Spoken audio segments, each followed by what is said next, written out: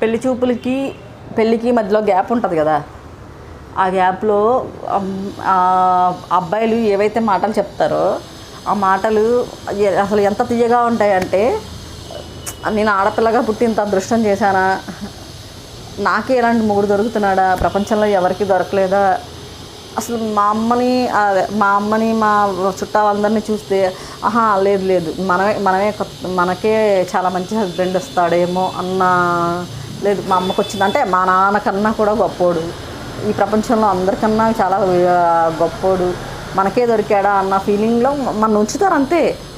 అది నిజం కాదు. దయచేసి ఎప్పుడూ అలాంటి మాటలు నమ్మకండి. పెళ్ళికి ముందు ఎవరైతే ఏదైతే చెప్పారో అది అస్సలు నమ్మద్దు ఫ్రెండ్స్. ఎందుకంటే పెళ్ళి అయిన తర్వాత అవన్నీ భ్రమలే, ఆ భ్రమలన్నీ తొలగిపోతాయి, రియాలిటీకి దగ్గరగా వస్తారు. కాబట్టి దయచేసి పెళ్ళికి ముందు చెప్పే మాట మీరు రియల్గా ఉండండి. ఎందుకంటే ఇలాంటివి ఏం జరగవన్న వాడు చెప్పినవి ఏవైతే ఉన్నాయో ఏమనండి, కానీ అవి మేము బ్రెయిన్లోకి ఎక్కించుకోకండి. ఎందుకంటే